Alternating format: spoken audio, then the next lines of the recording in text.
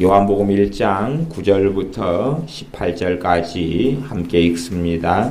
참빛 곧 세상에 와서 각 사람에게 비추는 빛이 있었나니 그가 세상에 계셨으며 세상은 그로 말미암아 지은 바 되었으되 세상이 그를 알지 못하였고 자기 땅에 오매 자기 백성이 영접지 아니하였으나 영접하는 자 곧 그 이름을 믿는 자들에게는 하나님의 자녀가 되는 권세를 주셨으니 이는 혈통으로나 육정으로나 사람의 뜻으로 나지 아니하고 오직 하나님께로서 난 자들이니라. 말씀이 육신이 되어 우리 가운데 거하심에 우리가 그 영광을 보니 아버지의 독생자의 영광이요 은혜와 진리가 충만하더라. 요한이 그에 대하여 증거하여 외쳐 가로되 내가 전에 말하기를 내 뒤에 오시는 이가 나보다 앞선 것은 나보다 먼저 계심이니라 한 것이 이 사람을 가리킴이라 하니라. 우리가 다 그의 충만한 데서 받으니 은혜 위에 은혜로라.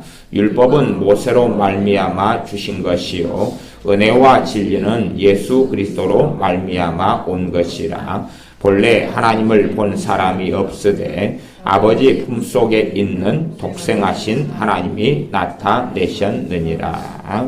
아멘. 요한복음 1장 1절 말씀에는 태초에 말씀이 계시니라. 이 말씀이 하나님과 함께 계셨으니 이 말씀은 곧 하나님이시니라. 그가 태초에 하나님과 함께 계셨고 말씀 되신 분이 우리 주 예수님이시며 우리 주 예수님께서 하나님과 함께 계셨고 이 말씀 되신 이 예수님께서 곧 하나님이시다라고 이야기합니다. 그래서 하나님의 말씀의 중요성은 언제나 아무리 강조해도 지나치지 않습니다. 왜냐하면 주님께서 말씀을 통하여 역사하시기 때문에 그렇습니다.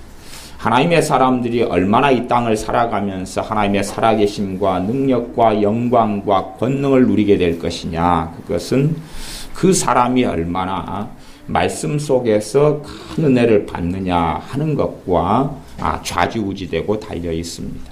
그러니까 어떤 이가 성령 은사도 많이 받을 수 있습니다. 성령 은사도 많이 받고 심지어는 계시를 꿈을 통해서나 환상을 통해서나 받을 수도 있습니다. 또 신기한 어떤 체험을 할 수도 있습니다. 입심같이 사람이 이 땅에 살면서 그의 영이나 아니면 영혼이 천국을 보는 또 심지어는 지옥을 보는 어떤 체험도 할 수 있습니다. 그래서 요즘 세상에서는 입신의 어떤 간증이나 체험이 꽤 많은 것을 봅니다.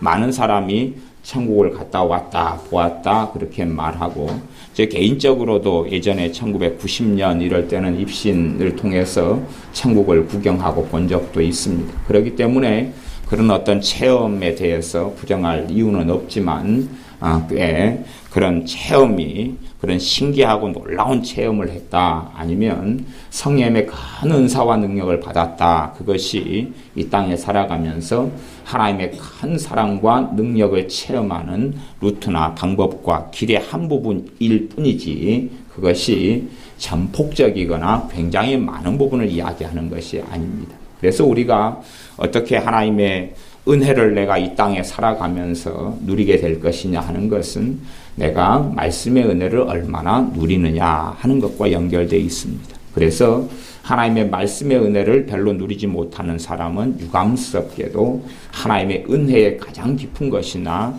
놀라운 것이나 폭넓은 것을 이 땅에 살면서 별로 누리지 못하며 주님 앞에 섰을 때도 그렇게 큰 칭찬을 받게 되지는 못합니다.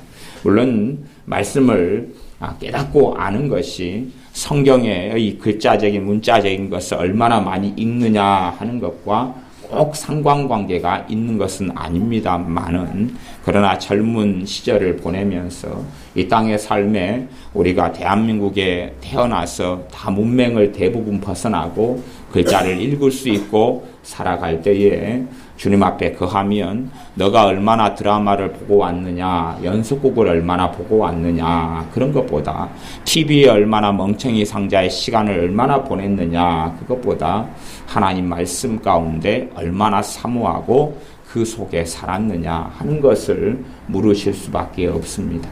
말씀 되신 분이 하나님이시며 우리 주 예수님이시기 때문에 우리가 반드시 하나님의 가장 기본적이고 놀라운 은혜의 역사는 하나님의 말씀을 통해 이루어진다는 것을 꼭 기억해야 됩니다. 그래서 하나님 말씀을 통해서 내가 큰 은혜를 체험하고 하나님 말씀을 통해 깨달음을 얻고 하나님 말씀을 통해 마음이 시원해지고 하나님 말씀을 통해 머리가 정리가 되어지고 하나님 말씀의 능력을 체험하고 사람이 이스라엘 백성이 40년 동안 광야 세월을 하면서 만나를 먹이신 것은 그들로 하여금 사람이 떡으로 사는 것이 아니라 하나님 입에서 나오는 모든 말씀으로 사는 것이라는 것을 배우게 하시려고 말씀으로 사람이 살아야 한다는 것을 배우게 하시려고 40년 동안 광야의 길을 걷게 하셨다고 신명기 말씀은 이야기합니다. 동일하게 우리가 이 땅에 살아가면서 광야 같은 길을 걷는 것은 우리가 꼭 깨닫고 배워야 하는 것은 사람이 돈으로 사는 것이나 음식으로 사는 것 이전에 우리의 사람의 본질은 육체가 아니라 영혼이라는 것이고 그래서 사람이 영혼의 양식을 먹고 살아야 하는데 이 땅에 육적인 사람일수록 세속적인 사람일수록 물질주의적인 사람일수록 하나님의 말씀의 고귀함과 가치를 잃어버립니다. 하나님 말씀에 대한 가치와 귀함을 잊어버릴수록 하나님의 영광 속에 들지 못하고 하나님의 은혜 속에 들지 못합니다. 많은 사람들은 자기의 스타일과 자기의 식으로 하나님이 역사하시며 일하시기를 기대하고 원합니다. 하나님의 방법대로가 아니라 내 방법대로 하나님이 일하시기를 원합니다. 그러나 우리가 얼마나 하나님의 큰 은혜를 누리고 살 것이냐 하는 것은 내가 하나님의 말씀에서 얼마나 큰 은혜를 받고 사느냐 하는 것과 직결되는 것입니다. 어떤 성령의 큰 은사들을 받아서 그렇게 연결되는 건 아닙니다. 성령의 은사들은 실제로는 유익되게 하려 함이라 말씀했던 것처럼 하는 것처럼 성령의 은사들은 방언 은사를 제외하고는 다른 사람들을 섬기고 유익을 주기 위한 것입니다. 그래서 실제로 외형적인 데 유익을 대부분에 주지 속 사람만의 유익을 주는 것은 사실은 실제로는 좀 드뭅니다. 우리가 대단한 예언을 누군가로부터 대단한 예언 은사를 받은 사람으로 대단한 예언을 받았다 할지라도 그것이 한순간에 우리의 마음을 기경해 주거나 뒤집어 엎어 주거나 하나님의 큰 은혜가 임하도록 하지는 못합니다. 간혹가다가 제가 예언을 해온 지 그래도 20년이 넘었기 때문에 제가 예언을 간간히 하다 보면은 간혹가다가는 성령의 임재나 기름 부음이 아주 강할 때가 있습니다. 그래서 예언을 받는 사람들이 통곡하고 울고 속사람이 상처가 치유되고 아픔이 치유되고 특별히 또 제가 예언 사역할 때는 내적 치유에 관련된 상처가 아주 심한 사람은 그쪽 부분에 관련된 연결된 치유를 돕기 위한 예언을 하는 경우들이 있어서 간혹 가다가는 그런 경우들을 종종 더 많이 특별하게 치유 기도 쪽으로 예언을 하게 될 때는 더 많이 접하게 됩니다. 그래서 그 사람의 심령 안에 있는 것이 드러나고 치유가 되고 터치가 되고 그러면서 하나님의 큰 은혜가 임하기도 하지만 그러나 그것이 아주 급작스러운 하나님의 은혜를 누리는 삶의 진전을 가져오게 되지는 않습니다. 또 치유사역 같은 경우도 육체의 질병이 많은 경우에 치유되지만 내 속사람만의 다시 말하면 하나님과 나와의 깊은 만남을 대신해 주는 것은 아니다 하는 겁니다. 그래서 우리가 내가 하나님의 은혜를 얼마나 누리고 살 것이냐는 하나님의 말씀을 통해서 내가 얼마나 은혜를 받고 살 것이냐 하는 것. 왜냐하면 주님은 말씀이셨고 또한 말씀이시기 때문에 그렇습니다. 이 성경 66권을 주신 것은 어떤 면에서는 주님께서 자신의 생명을 나누어 주신 것과 같은 것입니다. 주님은 본래 말씀이셨던 그분께서 말씀 우리에게 주신 것은 자신을 나누어 주신 거기 때문에 우리가 하나님의 말씀을 사모하고 하나님 말씀 속에 들기를 원하는 사람이 하나님의 말씀으로부터 각양각종의 좋은 것을 누릴 수가 있습니다. 그래서 실제로 저 개인적으로는 이 땅을 살면서 천국을 여러 번 경험하고 살아왔던 적이 여러 번 있습니다. 여러분이 생각하는 어떤 제가 입신을 해가지고 어떤 천국을 경험하고 때로는 지옥을 좀 경험하고 그런 것은 사실은 아무것도 아닙니다. 그런 건 아무것도 아니에요. 사실은 어떤 환상에 좀 불과한 것이고, 그래서 그런 것은 아주 그냥 가벼운 이런 가치밖에 없습니다. 우리가 옛날에 부엌에 불을 떼서 밥을 한다 그러면, 이런 부사에서 일을 한다 그러면, 기껏해야 지푸라기 정도의 그런 가치, 아니면 솔가지, 이렇게 산에서 긁어다가 하면 그 정도의 무게밖에는 없습니다. 근데 이제 실제로 제가 이 땅에서 경험했던 천국이 몇 번이 있는데, 짧게 경험하는 천국은 한 3주일 이 땅에서 3주일 정도, 이게 짧게 경험하는 천국, 3주일 정도, 그것이 깊이 있는 천국 속에서 3주일 동안 살아가는 경험을 했던 적이 있습니다. 그것도 말씀을 통해 제가 경험했던 것이, 하나님 말씀 속에 들어가서 있다가 3주일 동안, 물론 3주일 동안의 천국을, 정말 놀라운 천국을 경험하다가, 그래서 제가 천국이 말로 표현할 수 없지만 내가 어떤 것을 누리게 될 것이냐 하는 것을 조금은 알고 있습니다. 그러다가 이제 제가 설교를 하게 되었는데, 그 부분을 제가 설교를 하면서, 설교가 끝나고 새벽기도 설교했는데, 제가 설교 끝나고 그 부분을 어떻게 이야기하게 됐어요. 설교를 하게 되어서. 물론 제가 천국을 경험하고 누리고 있다는 그런 이야기는 안 했지만 그쪽 연관된 이야기가 어떻게 나와서 새벽기도 마치고 그다음에 기도하고 난 다음에 사라져 버렸어요. 딱 그때 3주간으로 사라져 버렸고, 또 어떤 해는 제가 한 10개월 동안을 천국 속에 살아왔어요. 10개월 동안을 살아왔을 때는, 그건 이제 제가 하나님의 말씀 가운데 쉬지 말고 기도하라는 말씀으로 은혜를 받아서 생활하는 가운데, 쉬지 않고 하는 기도, 하나님의 은혜 속에서 그 속에 들어가고 더불어 하나님의 말씀과 들어가 살았을 때 10개월 동안의 천국 속에 살았어요. 그래서 이 땅에서 내가 경험하는 좀 어렵고 힘든 것 자체가 사실은 우리가 하나님의 큰 은혜 속에 들어가고 그 능력 속에 들어간다면 견딜만 하거나 아니면 아주 소소하다는 것. 그 은혜가 사라져버리면 너무나 버티기 무겁고 어려운 것이고, 그 은혜가 있을 때 되면 사실은 별 문제가 아니고 쉽게 어려움의 때를 지나갈 수 있다는 것을 경험했습니다. 10개월 동안이니까 굉장히 그 천국을 깊이 있게 맛보고 체험하고 살았습니다. 이렇게 그런 이야기들을 하려면 사실은 개인의 간증에 대한 이야기를 하려면은 그런 복잡한 이야기들이 좀 많습니다. 그러나 실제로 우리의 삶 속에서 이게 제가 경험했던 천국의 가장 기본은 기도와 말씀이었습니다. 어떤 입신을 해서 환상 같은 것, 또 꿈 같은 것, 어떤 그런 것이 아니라 이 땅에서 내가 주님과 관계 속에서 주님과 기도와 말씀을 통해 동행해 가면서 누리는 천국입니다. 그런 것을 또 나중에 또 경험하고 또 경험하고, 그래서 그런 경험들이 사실은 최소 가장 짧은 것이 3주였어요. 3주. 그리고 나머지는 몇 개월, 10개월 그런 일들이 있습니다. 그래서 여러분의 삶 속에서 주님과 주님의 은혜 속에 들어간다는 것, 주님의 은혜를 누린다는 것은 그렇게 간단한 것은 결코 아닙니다. 오늘 읽었던 성경 말씀에서는 그렇게 이야기합니다. 14절 말씀에는 말씀이 육신이 되어 우리 주님께서 사람 몸을 입고 이 땅에 오셨는데 우리 가운데 거하심에 우리가 그 영광을 보니 아버지의 독생자의 영광이요 은혜와 진리가 충만하더라. 은혜와 진리가 충만하더라. 우리 주님께서 은혜와 진리가 충만합니다. 그러면 이제 좀 본질적인 이야기를 하면, 예수님을 믿는 사람들은 예수님을 마음속에 영접했는데 예수님께서 우리 안에 임하셨어요. 예수님이 우리 안에 임하셨어요.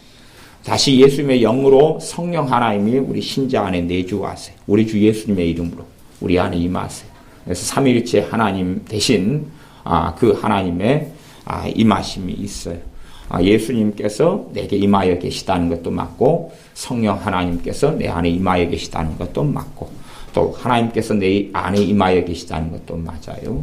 근데 이제 주님께서 우리 안에 임하셨어요. 그분의 영으로 우리 안에 임하셨어요.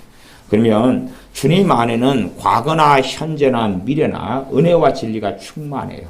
주님이 내 안에 임하셨으면 은혜와 진리가 충만한 그 주님이 임하신 거지 은혜와 진리를 다 내려놓고 없애버리고 임하신 건 아니에요. 그렇기 때문에 은혜와 진리가 충만하신 주님, 은혜와 진리가 충만한 주님의 이름으로 임하신 성령 하나님과 우리가 교제가 있고 교통이 있고 만남이 있다면 그 은혜와 진리는 우리에게 나올 수밖에 없는 것이에요. 이 땅에 주님께서 부활하시고 승천하신 이후에 주님께서 내가 가면 너희에게 보혜사 성령님을 보내주시겠다 약속하셨고 보혜사 성령님께서 우리 주님께서 보내주셔서 이 땅에 예수를 믿는 사람에게 찾아오셨어요. 갈라디아서 6장의 말씀에는 성령님의 열매 9가지가 나옵니다. 사랑과 희락과 화평과 오래 참음과 자비와 양성과 충성과 온유와 절제의 열매 9가지가 나와요. 성령 하나님이 내 안에 임하셨다 그러면 성령 하나님의 기본적인 그 열매를 가지고 임하셨죠. 가지고 임하셨어요. 그렇기 때문에 내가 사랑하려고 애쓰기보다는 성령 하나님께서 내 안에 사랑을 풀어놓으면 되시거든요. 그분의 사랑은 다함이 없으신 하나님의 사랑이니까.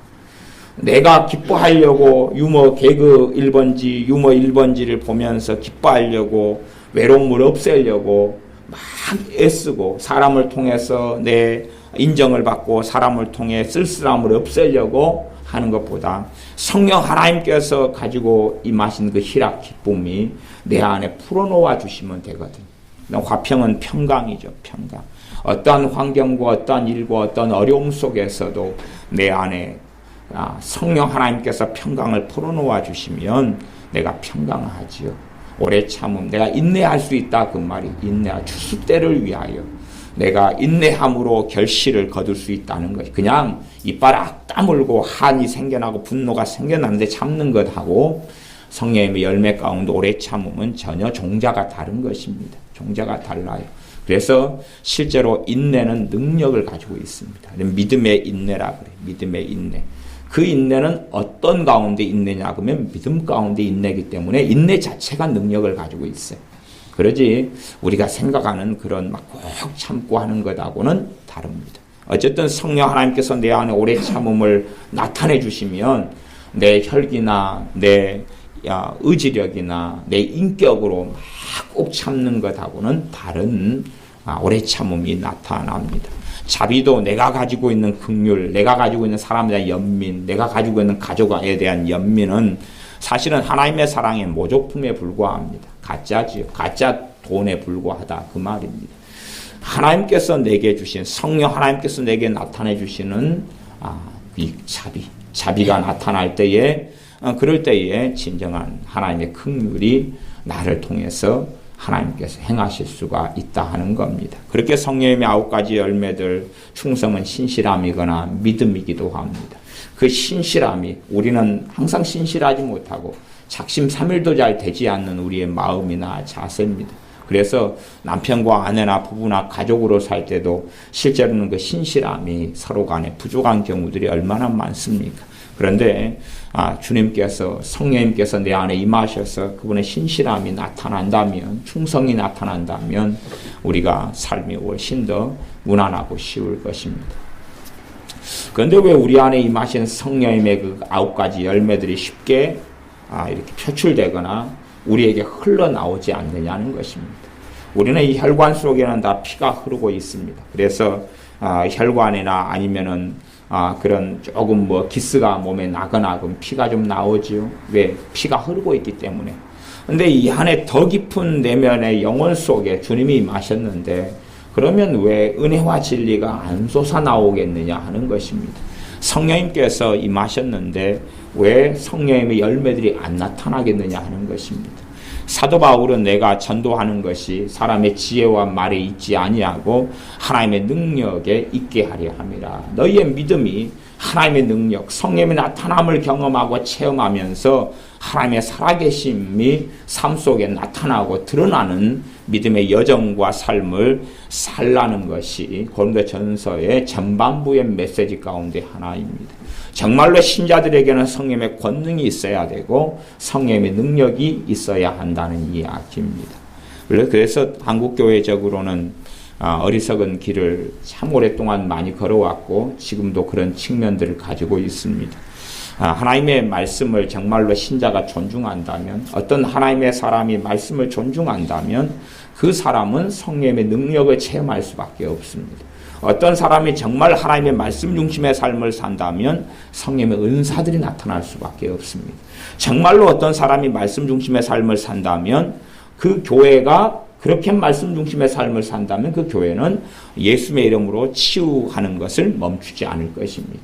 교회가 말씀 중심으로 산다면 예수의 이름으로 귀신을 쫓아내는 것을 멈추지 않을 겁니다. 왜? 말씀 중심으로 산다는 것은 말씀에 있는 것이 나타난다는 것이고 말씀에 순종한다는 것이기 때문에 그렇습니다. 그런데 어떤 사람이 나는 말씀하고 산다 그러는데 주님의 이름으로 치유가 나타나고 치유 사역을 교회가 하고 귀신을 쫓아내는 축사 사역을 하고 성령의 능력과 권능이 나타나는 일들이 신자들 속에 믿음의 여정 속에 나타나고 벌어져야지 그 사람의 믿음과 신앙이나 혹은 어떤 교회가 걸어가는 방향성이 하나님 앞에 바르다 그렇게 알 수 있습니다. 그래서 한국교회는 끊임없이 성령의 권능과 나타남을 부정하는 쪽으로 흘러와서 대한민국 교회를 살리기 위한 하나님의 특별한 방법 중에 하나가 기도원 사역이었습니다.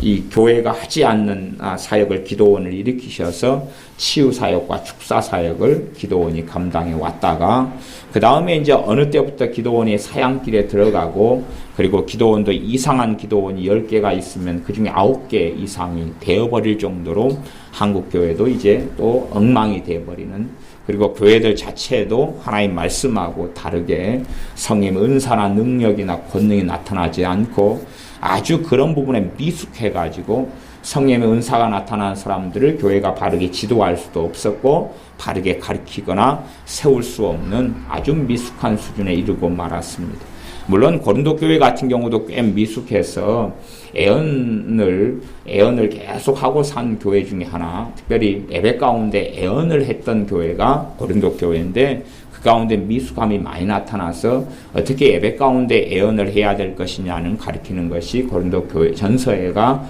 꽤 여러 장의 할애돼서 나타나고 있습니다.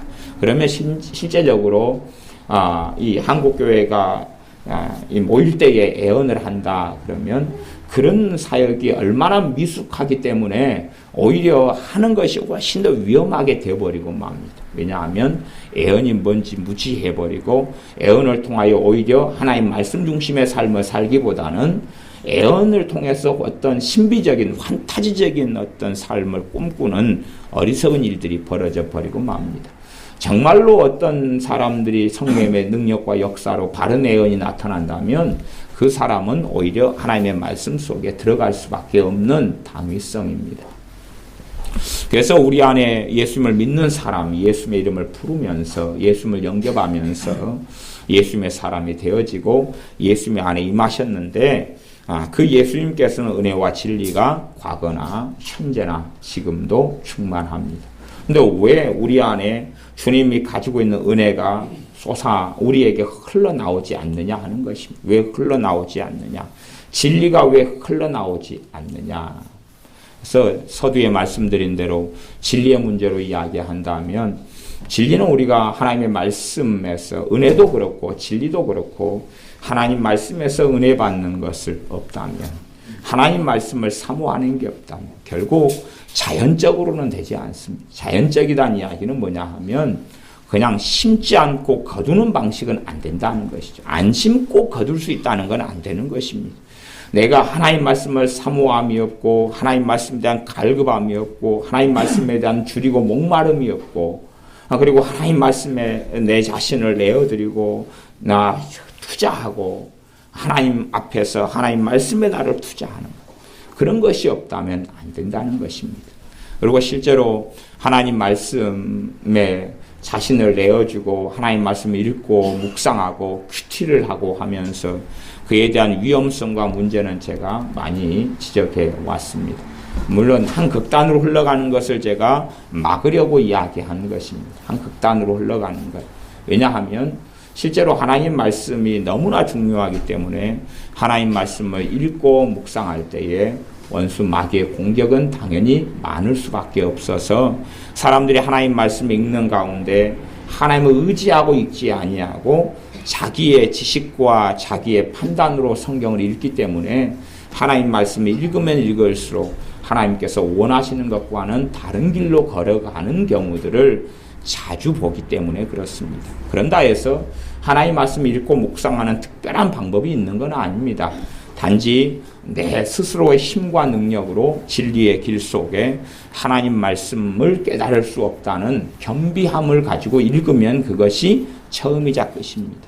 그래서 기도하는 가운데 말씀 읽는 것이 처음이자 끝입니다. 그렇기 때문에 사실은 어려운 건 아닙니다. 단지 내가 그냥 내 이성과 내 학문과 내 이해력으로 말씀 앞에 서느냐. 그래서 성경 읽기가 주님 없어도 읽기가 가능하냐.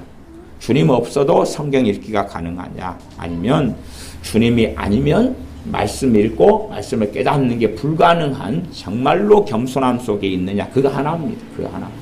하나님 말씀을 통해서 읽는데 은혜가 오고 깨우침이 오고 성령의 역사가 나타나고 말씀을 통해 믿음이 성장하고 자라가고 말씀이 육신이 되신 주님의 은혜를 하나님 말씀을 통해 체험하는데 내가 정말로 겸비함으로 말씀 앞에 엎드려 있으면 그 은혜를 체험하고 말씀을 통해 양식을 얻습니다. 그래서 정말 하나님 말씀을 통해 양식을 얻는 사람은 아하 그렇구나. 사람이 떡으로 사는 게 아니라 하나님 말씀으로 사는구나를 알게 됩니다. 그래서 그렇기 때문에 실제로는 어린아이 신앙을 못 벗어버리는 사람, 어린아이 신앙을 벗어버리지 못하는 사람은 하나님의 말씀의 능력과 권능을 체험하지 못하는 사람들은 뭐라고 말해도 신앙의 연수가 30년 되고 50년 되고 100년 돼도 어린아이입니다.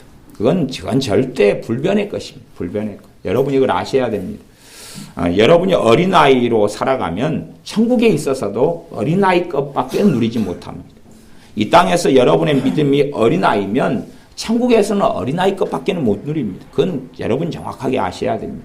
그래서 믿음의 성장이라는 게 그렇게 중요하고 예수님을 닮는 게 그렇게 중요하고 예수님을 닮는다는 건 성장한다는 이야기입니다.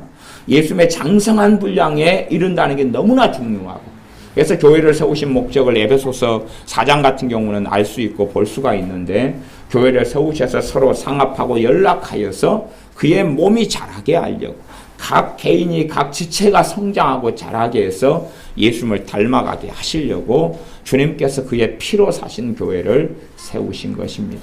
그런데 교회가 어그러진 방향으로 가서 문제지만 본질적으로 서로가 기도로 돕고 말씀으로 돕고 본인이 아는 주님, 또 본인에게 나타나는 주님의 은혜가 서로 간에 흘러가게 하고 상대방에게 있는 진리가 흘러 들어오게 하고 우리에게 역사하시는 주님의 진리가 흘러가게 해서 자라게 하는 것. 제가 단적으로 하나님의 말씀의 은혜 속에 깊이 있게 들지 않는 사람은 결코 어린아이 것밖에 누리지 못한다 하는 것은 요한 1서 말씀에 나와 있는 것입니다. 요한 1서 말씀에는 그 사람의 믿음을 크게 세 종류의 믿음으로 이야기합니다. 한 종류의 믿음은 어린아이의 믿음, 두 번째는 청년의 믿음, 세 번째는 장년의 믿음이라 아비의 믿음이라고 이야기하는데 청년의 믿음의 조건이 있습니다. 이제 어린아이, 아이의 신앙, 아이들아, 그 다음에 청년들아, 아비들아 그렇게 나왔는데 딱 두 번을 반복합니다. 스토리가 약간 다르면서 그런데 청년들아 그러면서 청년들의 조건은 뭐냐 그러면 의의 말씀을 경험해야 된다는 것입니다. 의의 말씀을 경험하지 않은 사람은 청년의 믿음이 되지 않습니다. 그래서 청년들 때부터 군사가 되죠. 군사가. 청년들 때부터 군사가 되는 내용이 나와 있습니다. 그렇기 때문에 의의 말씀을 경험한다는 것이 기본적으로 여러분이 이해하기 쉽게 설명드리자면 말씀의 은혜 속에 살아가고 하나님의 말씀이 내가 살아가는 삶에 얼마나 중요하냐. 제가 그냥 이론적으로 여러분이 생각하는 이론 아니면 신학 성경 중요해. 신자들의 삶에 성경 중요해. 그것은 사실은 여러분이 이해하지 못하는 것이고요. 못하는 것이에요. 아마 북한에는 초코파이 하나가 한 뇌물로 쓰인다 이야기를 듣죠. 근데 정말 북한을 무너뜨리려면 저 개인적으로는 라면이 들어가야지 무너진다고 생각해요. 훨씬 더 라면이 강력한 파워와 힘을 가지고 있는 게 라면이죠. 라면 한 100만 개만 풀어버리면 100만 개 풀어버리고 그 다음에 라면이 없어져 그래. 그러면 이제 라면 가지고 한 데모와 맡기를 한 집당 라면 한 박스씩 줘버려요. 한 박스씩. 얼마나 그러면 사모함이 커지겠습니까? 제 어머니께서 어릴 때 보험회사를 한 20년 하셨어요. 보험회사 20년을 하셨는데 20년 하는 가운데 참 은혜 속에서 20년 동안 하셨어요. 그러니까 어머니 옛날 이야기를 해드리면 어머니가 보험회사 이제 제 아버지가 일찍 돌아가시고 초등학교 때 돌아가시고 그 다음에 이제 삼형제를 어머니가 키우셨는데 교회 집사님이었죠. 근데 성령 충만하시 기도생활을 많이 하셨어요. 그래서 교회에서 주무시고 새벽에 오면 우리 동네는 다 그 산동네기 때문에 다 알아요. 그러니까 소문이 뭐라고 났냐 그러면 바람 났다 그래요. 바람. 왜냐 그러면 항상 새벽에 들어오시니까 한 6시나 돼가지고 들어오시고 하고 또 새벽 기도하고 기도하시고 오셔가지고 또 머리 맞춰서 계속 기도하시면 방언 기도로 하셔요. 막 항상 그렇게. 그래서 자고 있으면 어머니가 이제 또 새벽 예배 마치고 들어오시면 항상 기도 소리가 귓가에가 그렇게 나고 그랬어요. 그래서 그 당시에 이제 보험이라는 게 지금보다 훨씬 열악했습니다. 그래서 직접 집마다 수금을 다녔어야 돼. 그렇기 때문에 어머니 심부름 중에 하나가 어디서 수금해오라는 거예요. 그것도 저기 산골짜기 먼 데 있으면은 큰아들을 먼저 파송해가 보내서 수금해오라 그러고 그 다음에 둘째 아들 파송하고 뭐 그렇게 해가지고 우리가 파송을 많이 받았어요. 저는 이제 좀 뺀질이어가지고 막 그때는 싹 도망가고 큰아들이 멀찍한 곳엔 파송받아가지고 이렇게 수금을 해가지고 왔어요. 근데 이제 어머니가 보험회사에 가면 거기서 기도 운동을 일으키셨어요. 그러니까 아침에 가면 뜨겁게 함께 기도하고 말씀 설교하고 그러니까 보험회사 모집원들이요 어머니가 여기 있던 그 막 기도원 집회가 있다 그러면 보험회사하고 뭐고 다 기도원 가버려요. 거기서 기도하고 은혜 받고 회개가 터지고 그러니까 전도의 장이에요. 전도의 장이고 보험회사 그 사람들 다 모아가지고 그 사람들이 뭐 하고 있냐 그러면 며칠 뒤에 보면 노방견도 하고 있어요. 이렇게 갖고 노방견도 옛날에는 참 우리 여수의 노방견도 그게 핵심 멤버가 이제 어머니셨는데 그렇게 해서 전도를 계속 다녀서 저도 그리 끌려가가지고 메가폰 잡고 노방견도 하고 다니고 그랬어요. 맨 처음에는 벌벌벌 떨어서 진땀이 얼마나 떨어지든지 갖고 맨 처음에는 할 줄 몰라가지고 사형리로 가지고 노방견도를 했어요. 어쨌든 그래서 안 믿는 현장 이제 영업소 오면 소장님 있잖아요. 그런 분이 와도 안 믿는 사람도 그냥 그 분위기가 전부 다 기도하는 분위기고 그런 속에서 영업이 잘 됐어요. 영업이 할 때 실적이 높아지고 그렇게 하니까 소장님도 영업소 회의를 하게 되면은 대표기도 하시라고 그러고 그다음에 예배드리고 하자 그러고 그래가지고 다 믿는 사람들이 됐어요. 다 믿는 사람 돼가지고 영업소의 어머니 같은 경우가 옛날엔 그때 흥국생명이 제고 컸어요. 제고 그때는 컸을 때입니다. 근데 전설적인 인물이 됐어요. 영업소를 2개나 더 만들었거든.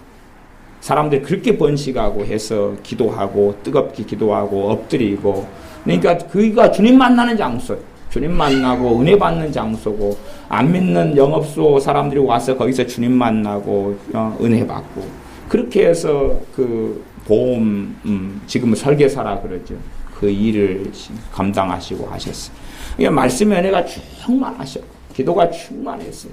그렇기 때문에 그 보험이라는 일이 얼마나 스트레스를 많이 받아요. 실적을 내야 되고 스트레스를 많이 받는 일인데 그 은혜 속에서 살아왔을 때는 나중에 이제 보험회사에서 좀 힘들어지셨을 때가 이제 교회를 개척하셨을 때 그래가지고 교회의 짐을 본인이 짊어지고 막 그래가지고 이제 태산 같은 짐을 짊어지고 교인들의 짐을 짊어지고 그렇게 사시면서 이제 영적인 병이 들어오신 다음에 좀 힘들어지시고 그래도 전설적인 인물이셔가지고 대신생명의 스카우트 되셨어요. 그러니까 주임 평사원이잖아요. 평사원이고 평사원이 최고 높이 올라가는 건 주임밖에 안 돼요. 주임. 그러니까 일찍부터 주임이셨는데 그 대신생명의 육성실장으로 스카우트 되셨어요. 그래가지고 그 전설적인 인물이시기 때문에 그래서 2000년대까지만 해도 소장님들이 그 부임 받아오면 어머니한테 인사드리러 오셨어요.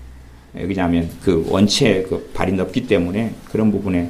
그러니까 그 속에서 하나님의 역사를 일구었어요. 거기에서 주님 만나고 예수님 영접하고 설계사가 돼가지고 들어오면 네 잘 걸렸다 그래가지고 거기서 부흥회가 일어나고, 그러니까 거기서 예배드리고 뜨겁게 오후에 기도하고 오전에도 하고, 그러면 소장님들이 항복해버려요. 그래가지고 오직하면 이제 더 큰 영업소들이 모여가지고 큰 모임을 해도 그 분위기 때문에 그런 더 높은 사람도 대표기도 하시라고 그러고 그렇게 해왔어요.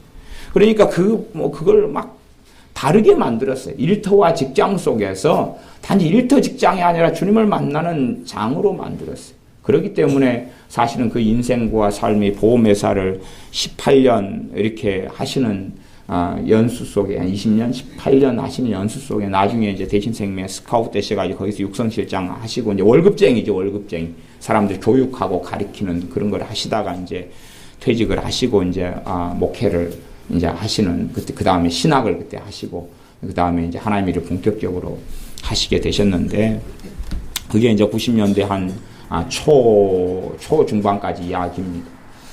그러니까 우리가 살아가는 삶 속에서 하나님의 말씀의 은혜를 내가 깊이 있게 체험하고 기도를 깊이 있게 체험하지 않으면 그 사람은 어린아이 신앙은 절대 벗어날 수가 없어요.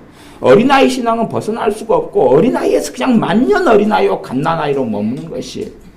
여러분이 이제 진우 아시지만 이제 그 1살 된 진우가 올해 태어난 진우가 무슨 자유가 있어요? 제가 무슨 자유가 있어요? 저한테 야, 너 통금 10시까지니까 놀다가 들어와라 그러면 아직 걷지도 못하거든요. 걷지도 못해. 무슨 자유가 있어요? 갓난쟁이 어린아이에게는 그런 자유가 없습니다.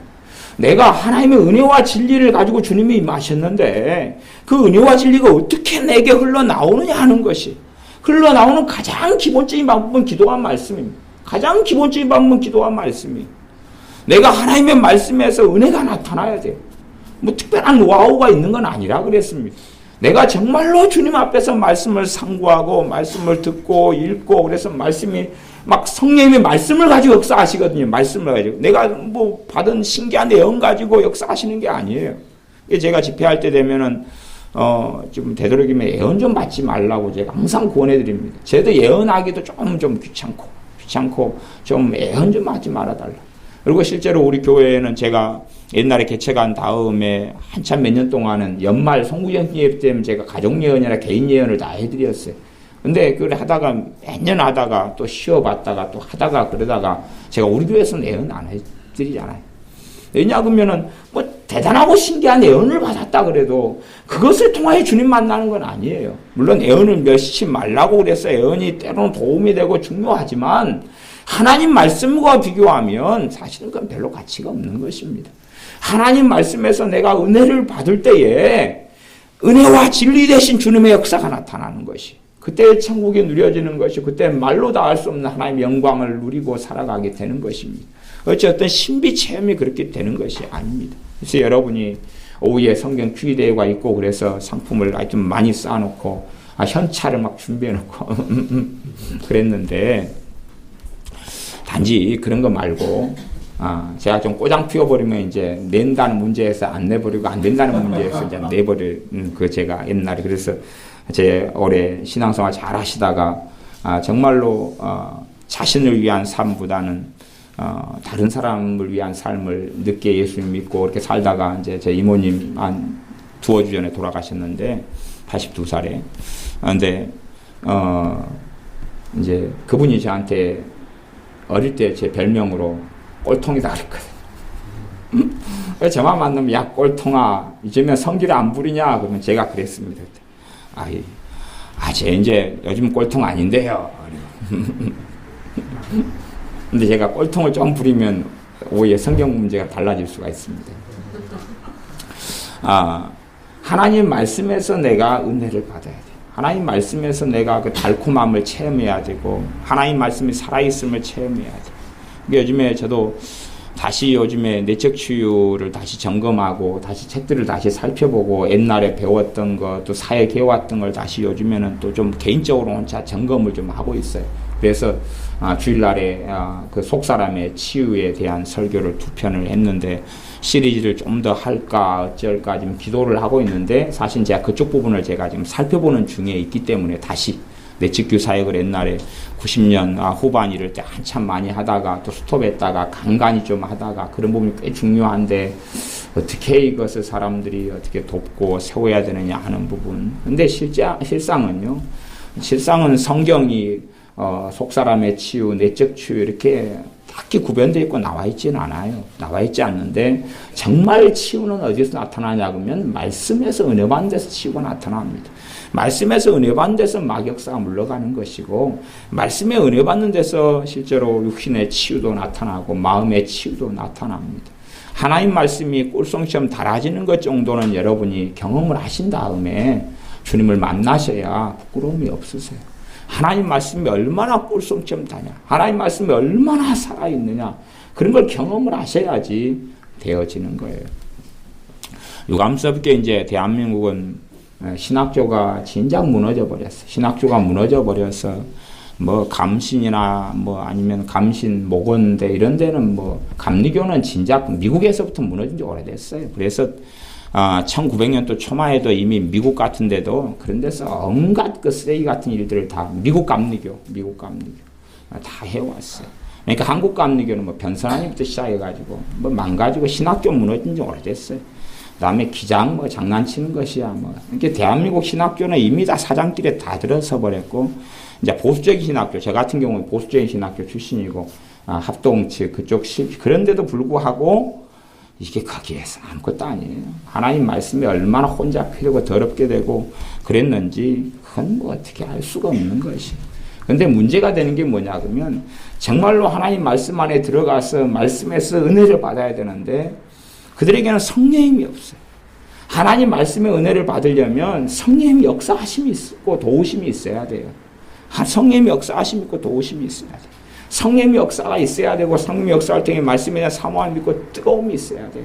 그래서 여러분의 말씀이 성경의 시편에 고백된 대로 송이꿀보다 달도다 하는 걸 경험하지 못하면 그건 어린아이 신앙은 못 벗어나는 것입니다. 하나님 말씀이 살아있다는 걸 경험하지 못하면 그 정도 경험해야 이제 청년의 신앙이 될뚱말뚱 의의 말씀을 경험하지 못하면 아무것도 아니에요. 그 사람 신앙 그거 아무것도 아니에요. 태풍 한번 불면 그냥 까닥 날아가 버려요. 그래서 시골에 우리 금오도 같은 시골에 가면은 태풍에 지붕 날아갈까봐 돌로 묶어가지고 줄로 묶어가지고 그렇게 하잖아요. 옛날에 슬레트 집 저희 집 같은 경우도 태풍에 날아갈까봐 이리 묶어놓고 저리 묶어놓고 까닥 날아갈까봐 그런 것처럼 태풍 한번 불면 그냥 까닥 날아가 버리는 것이 날아가 버리고 아무것도 없는 것입니다. 하나님 말씀이 살아있고 말씀이 뜨겁고 말씀이 달콤하고 그 속에 들어가야지 믿음이 그때부터 쑥쑥쑥 자라요. 쑥쑥 자라요. 하나님 말씀을 내 인간 사병과 내 머리로 얍삽한 머리로 좀 살펴보고 뭐 신학자의 어떤 책들을 좀 살펴보고 뭐 그렇게 해서는 하나님 말씀 속에 들어갈 수가 없어요. 하나님 말씀을 깨닫고 아는 것은 신학 박사를 가져서 아는 게 아니라 성령님의 불같은 역사가 내 안에 있을 때 그러는 것이. 성령님의 역사는요, 죄가 적다 해서 강하고 많다 해서 없는 게 아니에요. 왜냐하면 죄인을 도우려고 성령님께서 임하셨기 때문에 우리 주님의 피로 죄인을 도우려고 성령님이 임하셨기 때문에 아무리 죄가 많아도 성령님 역사해요. 막달라 마리아에게도 성령님 강하게 역사하셨고 삭개오에게도 성령님 강하게 역사하셨고 죄의 유무하고 상관이 없어요. 얼마나 주님을 의지하느냐의 문제예요. 얼마나 주님을 의지하느냐의 문제예요. 우리가 고의적이고 악의적으로 죄의 길을 걸어갈 때는 성령의 역사 약해지는 부분이 있지만 그럼에도 불구하고 다시금 주님 의지하며 성령 역사는 강해져요. 그러니까 주님을 의지하는 사람에게 성령 하나님의 역사가 있어요. 겉으로 도덕적이고 정결하고 깨끗한 사람에게 성령 역사가 있는 게 아닙니다. 그런 게 아니에요. 그렇기 때문에 삼손 같은 경우는 창기천을 돌아다니고 전전했어. 삼손에게 막 성령 역사가 있었어요. 그러니까 거꾸로 굉장히 의롭고 거룩한 삶을 사는 것 같은 사람에게는 없는 경우도 많이 있던 것이 성경의 역사예요. 그건 하나님과 관계의 문제지요. 내가 정말로 주님을 의지하는 사람에게는 성령 하나님의 역사가 있어요. 주님을 의지하고 주님을 찾는 사람에게 성령 하나님의 역사가 있어요. 그 성령 하나님의 역사와 도우심을 통하여 하나님 말씀 안에서 은혜가 나타나요. 하나님 말씀을 통해 은혜가 나타나요. 그러니까 어떤 신자가 이 성경 전에 합동 측이 1979년에 여러분이 잘 모르시는 이야기지만은 김의부 학장의 모세 문서설 때문에 모세 오경의 문서설 때문에 그냥 9개 교단이 비주류 주류로 갈라지고 찢어지고 그런 사건이 있었는데 말씀에 뭐냐 그러면 이제 그런 것도 일부의 어떤 웃자고 하는 사건처럼 벌어지고 말았지만 하나님 말씀을 통하여 주님을 만나야지만 그 신앙이 바른 신앙. 그냥 우리가 체험했던 어떤 환상적인 것, 놀라운 것, 저도 그런 기억들이 많아요. 그러나 시간이 지나가면 흐릿해지고 맙니다. 흐릿해지고 말아요. 야, 꿈결 같은 일이었나? 아니면 뭐였나? 여러분이 결혼하신 분들이야 다 연애 시절이 있었는데 꿈결 같은 시간들을 보냈을 때도 있지 않았겠어요? 믿거나 말거나. 안 그러셨으면 어쩔 수 없으시고. 근데 그런 때가 있었는데 지금은 꿈인가? 그냥 실컷 부부싸움 하다 보면은 그 다음에는 그게 그런 일이 있었어. 그럴 거 아니에요. 그러니까 과거에 어떤 것을 내가 경험하고 놀랍게 쇼킹하게 경험했다는 꿈결 같은 것이 솔직히 우리 애들 엊그저께 피자 여덟판을 먹어서 배 터지게 먹고 남겨가지고 다음 날도 먹고 그랬지만은 엊그저께 먹은 8판 기억도 안 나잖아. 인선아 그렇잖아. 그제 롯데마트 가가지고 배 터지게 먹고 그 다음에 치킨 또 3마리도 셰프에 와가지고 또 다시 또 그냥 또 먹고 그래도 기억도 안 나잖아요. 별로 기억 안 나요. 어제 가가지고 또 놀러 가가지고 햄버거 하나씩 입에 물고 다시 들어와가지고 또 잔뜩 사가지고 오뎅이나 김밥이나 햄버거 사가지고 와서 또 터지게 또 먹어도 꿈결 같잖아. 지금 배고프잖아요. 새벽 1시까지 막 그렇게 먹고 배고프잖아요. 꿈결 같은 거예요. 우리가 경험했다는 것은 꿈결 같은 것이 로또가 당첨됐다 꿈결 같은 것이 지나놓고 나면 그냥 별것 없는 것이. 근데 하나님 말씀에서 은혜를 받고 누리는 것은 그렇지 않아요. 주님께서 은혜와 진리 되신 주님께서 임하셨고 은혜와 진리가 충만하신 주님으로부터 누리려면 제가 항상 강조하지만 하나님 말씀 속에 들어가셔야 돼요. 그리고 말씀에서 은혜 받으셔야 돼요. 말씀에 은혜 받는 건 기도와 말씀이 깊이 들어가면요 그게 떨어져 있는 게 아닙니다. 따로 떨어져 있는 게 아니에요. 여러분이 기도 막 1시간 30분 2시간 말씀 따로 기도 따로 사실은 그 두 개가 잘라지질 않습니다. 여러분이 정말로 경험하신다면 기도와 말씀은 함께 가는 것입니다. 그냥 저는 옛날에 신앙서적을 읽다 보면 그런 내용들이 있어요. 기도와 말씀을 같이 해라. 그래서 기도 30분 하면 말씀 30분 해라. 그래서 저는 옛날에 순진하게 열심히 그걸 순종을 해봤어요. 뭔가가 좀 이상한 거예요. 기도 30분 하고 말씀 30분 하고 기도 1시간 하면 말씀도 1시간 보고 막 그렇게 해봤는데 뭔가가 안 맞아요. 세월이 흐르면서 도대체 어디가 이상이 있을까 그랬는데 기도와 말씀은 실상은 경험하지 못하신 분들이 이해 잘 못하시지만 그 두 개가 기도하는 시간과 말씀 보는 시간이 칼로 잘라지는 게 아닙니다. 실제로 성경을 정말 보는 사람은 성경 보는 그 시간이 기도하는 시간이 돼야지 맞는 것이에요. 성경을 보는 그 시간이 기도하는 시간이 돼야지 맞아요.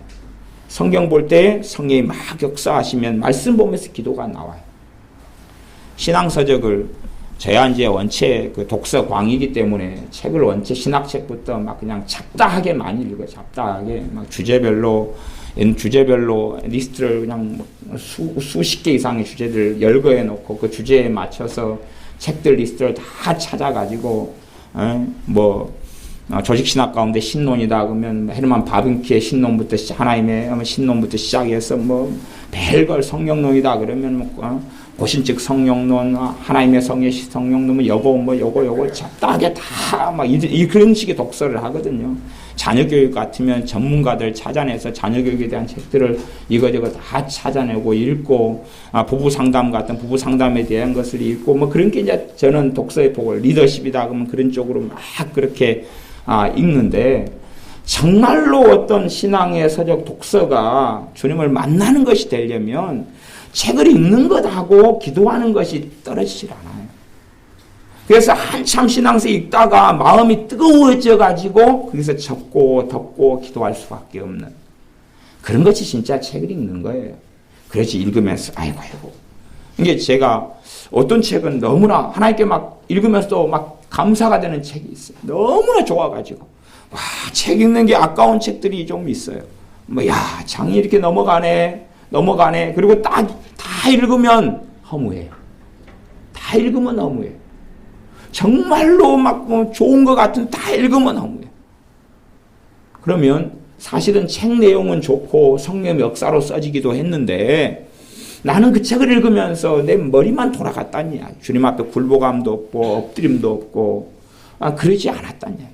내가 주님 앞에서 하나님 말씀이 신앙서적도 말씀을 깨닫는 성령의 사람들이 100%는 아니지만 그래도 꽤 그래도 썼을 텐데 과거의 고전 하나님의 사람들 증명된 사람들 그렇게 썼으면은 내가 그걸 읽으면서 전에 주석 같은 경우는 주석집이 있어요. 성경을 절마다 이렇게 다 이렇게 해석해 놓고 설명해 놓은 주석집이 있어요. 근데 주석집 가운데 대부분 주석집이 별로 좋지는 않아요. 별로 딱히 좋지는 않아요. 이제 바클레이 주석이라든지 칼빈 주석이라든지 몇몇 시리즈 주석들이 그래도 이쪽 저쪽에는 좀 괜찮은 부분들이 있어요. 또 요즘에 또 괜찮은 주석들이 종종 나오고 그렇게 합니다만은 그래도 주석이다 그러면 최고의 주석은 매추엘리 주석이에요. 그러면 여러분이 이제 모르는 이야기를 제가 좀 하는 거예요. 매추엘리 주석이 최고의 주석이에요. 최고의 주석은 왜 최고의 주석일 수밖에 없냐 그러면 매추엘리 주석을 역사적으로 예를 들어서 우리가 좀 아는 찰스 스펄전 목사님 같은 분 그런 분이 매추엘리 주석 그 옛날에 나온 주석이에요. 몇백 년 전에 매추엘리 주석을 읽으면서 무릎 꿇고 읽었어요. 무릎 꿇고 주님 앞에서 그러니까 매추엘리 주석 읽다가 주님 만나고 은혜 받고 회개하고 그것을 맺독을 했다 그래. 매추엘리 주석이 제 서재에 이렇게 있어요. 물론 저는 돈이 없어가지고 저 전지를 못 사고 헌책방을 전전해가지고 매추엘리 주석 여기서 몇 권 저기서 몇 권 짜집기 해가지고 막 이렇게 자꾸 인터넷 헌책방 여기서 그랬기 했기 때문에 매추엘리 주석이 이빨이 좀 몇 개 빠져 있어요. 신구약에서 전체 한 5권인가 7권 정도 이빨이 빠져 있어요. 누가복음에서 빠져 있고 막 그런 게 좀 빠져 있어요. 근데 어쨌든 간에 그 하나님의 사람들은 그 매추엘리 주석을 가지고 엎드려 가지고 기도하면서 이게 말씀을 가지고 기도하면서 주님 만나고 회개가 일어나고 그렇게 했어요. 근데 그렇게 할 수 있을 만한 주석이 가치 있는 주석인데 다른 주석들은 그렇게 되지 않아요. 조금 읽다 보면 머리가 팽그르 돌아가고 그러면서 이상한 데로 흘러가 버려요. 이상한 데로 흘러가고 생명이 사라져 버리고 없어요. 근데 물론 매추엘리 주석을 읽는다 해서 그렇다는 건 아니에요. 근데 그러기가 가장 쉬운 것 중에 하나다 그것이. 그래서 역사적으로 정말로 주님 앞에 깊이 있게 살았던 하나님의 사람들은 목회자들 같은 경우는 매추엘리 주석을 통해서 기도하고 읽고 그다음에 말씀의 사람이 되어져 왔어요. 물론 이제 여러분 같은 경우 매추엘리 주석을 읽으시라 그런 이야기는 아니에요.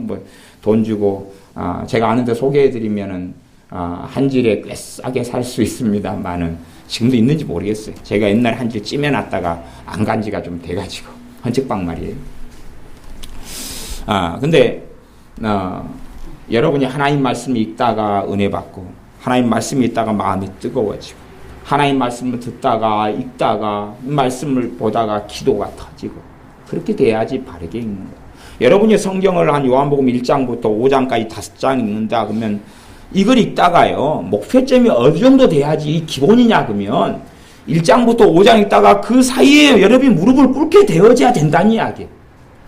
무릎을 꿇게 되어져야지 은혜와 진리 대신 주님의 역사가 나타나는 거예요. 자동으로 주님께서 내 안에 내가 주님을 영접했다 임하셨다 그래서 은혜와 진리가 나타나는 게 아닙니다. 그게 나타나는 게 아니에요. 그게 가능하다면 모든 신자들이 얼마나 다 재미나게 살아갈 것 아닙니까? 다 재미나게 살아갈 거예요. 그런 환상을 원하지요.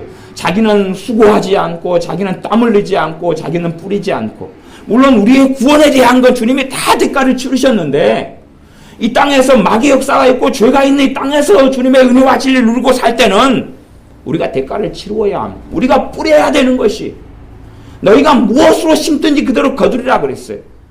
이 땅에서 삶은 우리가 심어야 돼. 구원을 위해서는 우리가 심고 뿌릴 게 하나도 없어요. 주님이 대가를 다 치르셨는데 그 치르신 걸 내가 누리려면 그래요. 여러분이 뭐 별로 많이 상관이 없는 이야기입니다만은 이제 그 장애인이 한 3명이 돈 달라고 이렇게 내밀고 있어요. 돈 달라고 이제 내밀고 3명이 나란히 가니까 3명이 1, 2, 3가 돈 달라고 내밀고 있어요.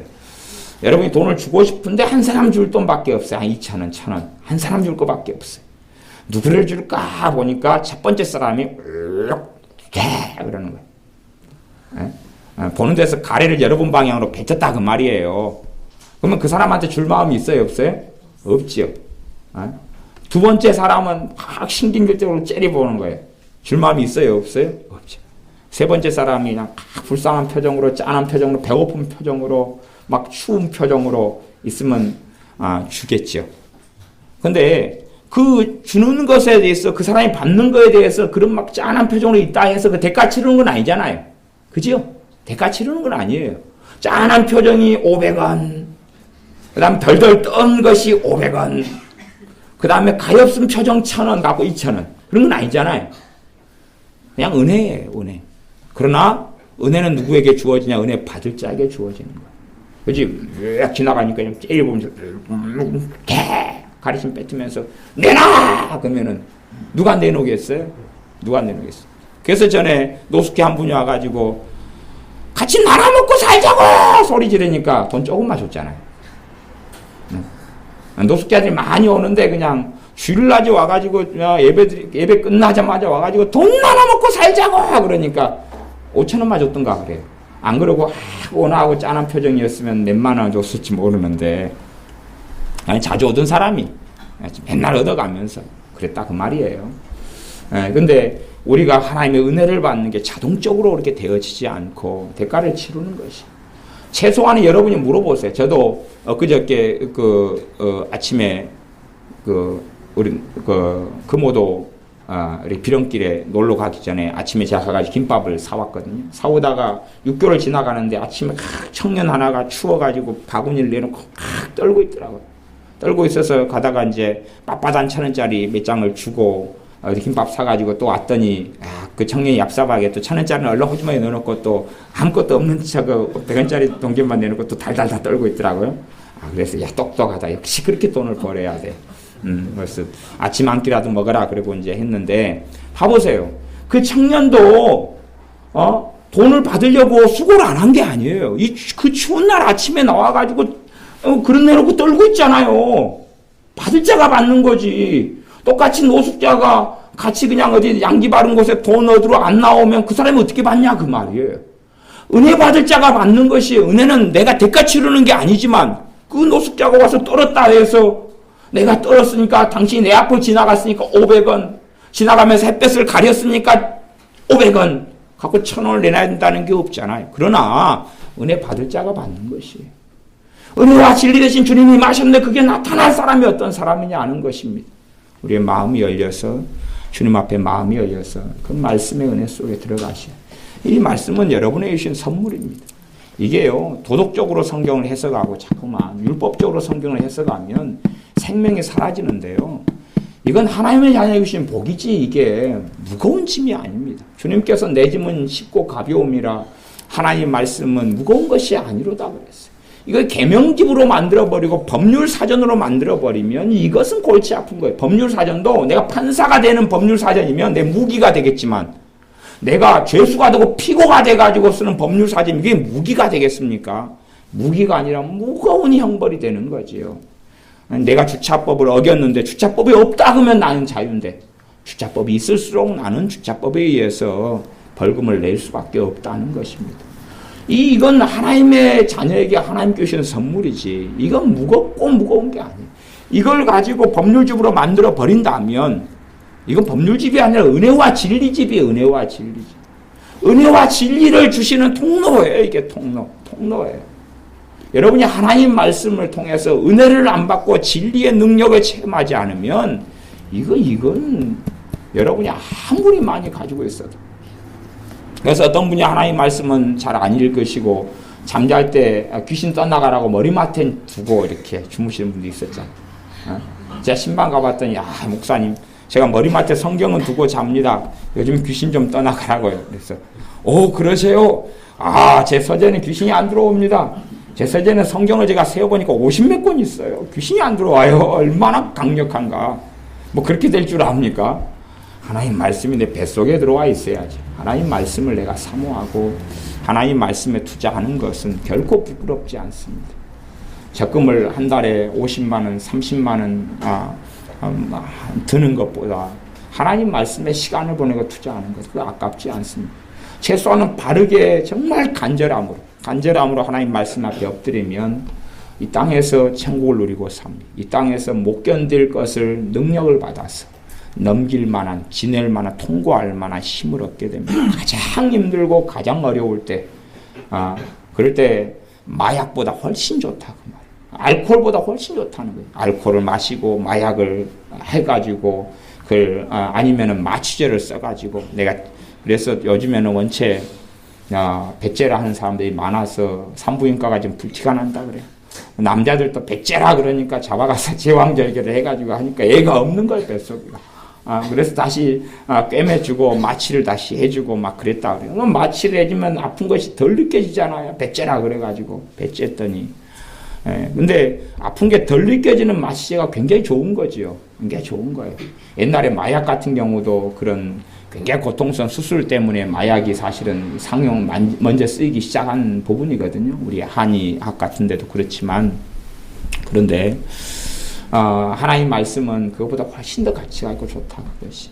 하나님 말씀은 그런 일회용의 어떤 마취제, 마취약, 뭐 이빨을 뽑을 때에 마취를 하고 뽑고 그래서 안 아팠다가 하는 걸 넘어서는 것입니다.